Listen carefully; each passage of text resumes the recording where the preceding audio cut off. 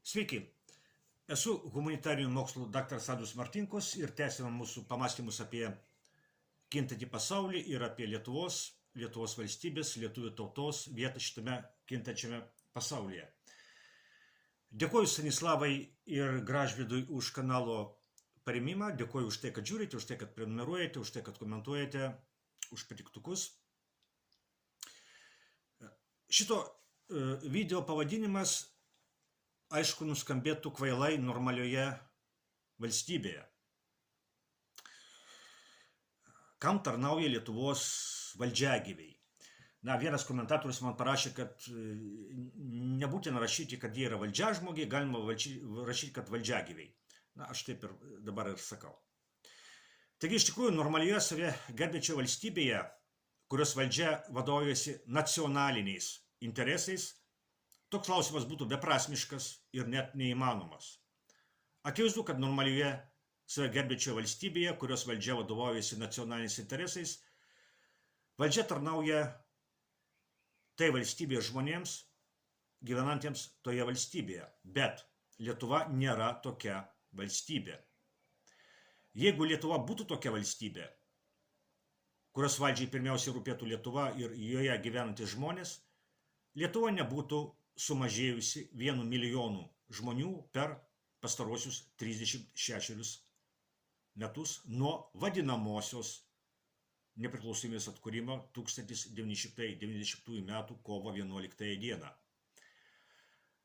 Tai, kad Lietuva per visą šitą laikotarpį nuo vadinamosios nepriklausomybės atkūrimo nuolat mažėja, traukiasi ir nyksta, rodo, kad Lietuvos valdžiai pirmiausia rūpi ne Lietuva ir joje gyvenantys žmonės, o kažkas kitas. Arba kitais žodžiais tariant, Lietuvos valdžia tarnauja ne Lietuvai ir Lietuvos žmonėms, o kažkam kitam. Todėl ir toks klausimas. Tai kamgi tarnauja Lietuvos valdžia? Aišku, kad ne Lietuvai. Bet kam? Lietuvoje egzistuoja nuomonė, kad Lietuvos valdžioje yra žmonių, kurie viešai garsiai šaukia, kad kovoja su Rusija, o iš tikrųjų dirba Rusijai, nes daro tai, kas Rusijai yra naudinga. Šita nuomonė ypač populiari vienoje save opozicinę vadinančioje televizijoje. Jūs be abejo žinote, kokia tai yra televizija. Pavyzdžiui, joje sakoma, kad Lietuvos valdžios politika Baltarusijos atžvilgiu padėjo pastumti Lukašenkos režimą į Rusijos glėbį. Kad ten prezidentė, čia pas mus buvo ta moteriškė, ir taip toliau, o tikras prezidentas yra ten, ir taip toliau. Arba sakoma, kad Baltarusijos trąšų tranzito per Lietuvą nutraukimas buvo naudingas Rusijai, nes Baltarusijos trąšų eksportas buvo nukreiptas per Rusijos uostus. Ir tai, aišku, buvo naudinga Rusijai. Arba sakoma, kad, pažiūrėkite, Jungtinių Amerikos valstijų delegacija atvyko į Baltarusiją, patys amerikiečiai bendrauja su Baltarusijos valdžia, amerikiečiai prašo atnaujinti Baltarusijos trąšų tranzitą per Lietuvą, o Lietuvos valdžia neklauso. Vadinasi, dirba Rusijai. Ką galima pasakyti apie šitą durneliams skirtą sąmokslo teoriją? Opozicinė save vadinančioje televizijoje, kurie nuolat dėstoma šitą teoriją, nuolat lankosi klinikiniai rusofobai, kurių neapykanta Rusijai ribojasi su šizofrenija ir psichopatija. Vienas iš tokių yra viešas Didžiosios Britanijos agentas, karo provokatorius Audrius Butkevičius, aferistas ir kyšininkas, sėdėjęs Lietuvos kalėjime, kuris sako, kad jie pasodino Landsbergis ir taip toliau, bet aišku, kad sėdėjo už reikalą. Ta prasme, už tikrą kyšį, turbūt dėl to taip ir myli Ukrainos valdžią. Panašius kyšininkus ir vagis. Taigi šitą opozicinę save vadinti televiziją kritikuoja landsbergizmą, keldama landsbergizmo vėliavą. rusofobija. Ir šita rusofobija ir neapykanta Rusijai šitos televizijos eteryje neleidžia pasakyti, kad Lietuvos valdžia neklauso prezidento Trumpo dėl Baltarusijos. Ne todėl, kad Lietuvos valdžia dirba Rusijai, o todėl, kad Lietuvos valdžia dirba Trumpo priešams. Lietuvos valdžia dirba ne Rusijai, o vakarų globalistams ir satanistams. Paskutinis ir ryškiausias, plačiai pasaulyje nuskambėjęs Lietuvos valdžios darbo savo šeimininkams pavyzdys yra Lietuvos užsienio reikalų ministro Budrio raginimas pulti Kaliningradą. Ir vėl minėtos opozicinės, kabutėse, ir rusofobinės televizijos eterį nuskambėjo teiginiai, kad Budrio pasisakymai yra naudingi Rusijai. O tai reiškia, kad Budrys faktiškai dirba Rusijos naudai. Bet Budrys dirba, aišku, ne Rusijos naudai, o vakarų globalistų karo partijos naudai. Rusijai tikrai nėra jokios naudos iš Budrio grasinimų pulti Kaliningradą. Budrio grasinimai būtų naudingi Rusijai, jeigu Rusija ieškotų dingsties užpulti Lietuvą. Bet Rusija nenori pulti Lietuvos. Dėl labai paprastos priežasties. Rusija yra silpnesnė pusė Baltijos jūroje. Visa Baltijos jūra yra apsupta NATO. NATO yra stiprioji pusė Baltijos jūroje. Rusija yra silpnoji pusė. Rusija iš tikrųjų bijo, kad NATO gali užpulti Kaliningradą. Jau dabar šaudo NATO.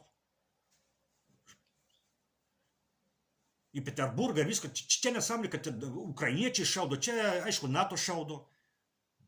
Tikrina dirvą. Rusija iš tikrųjų bijo, kad vakarų globalistų karo partija gali atidaryti naują frontą prieš Rusiją Baltijos jūroje. Budrio pasisakymai tarnauja ne Rusijai. Budrio pasisakymai yra nemenkas galvos skausmas Rusijai, nes Budrio grasinimai yra vakarų globalistų karo partijos balsas.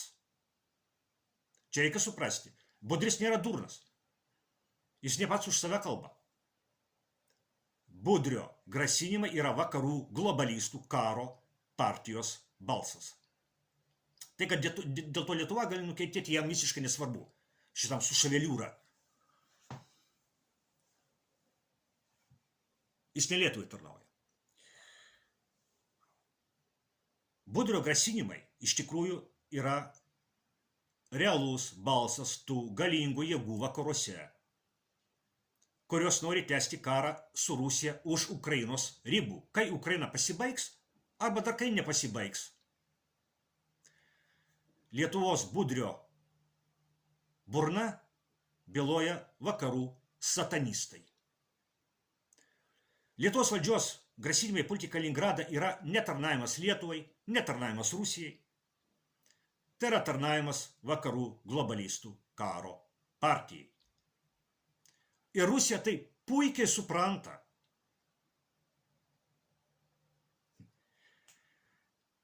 Ir vertina labai rimtai. Kaip labai rimta problema. Nes tikrai yra labai rimta problema kaimyninėje valstybėje turėti valdžią, kuriai pirmiausia rūpi ne savo žmonių gerovė ir saugumas, o tai, kaip daugiau pakenkti kaimyniniai valstybei. Tai yra labai didelė problema, kai kaimyninės valstybės valdžia yra pasirengusi leisti naudoti savo valstybę kaip mūšio lauką. Rusija tikrai yra labai susirūpinusi. Ką jai reikės daryti, jei NATO užpuls Kaliningrado sritį?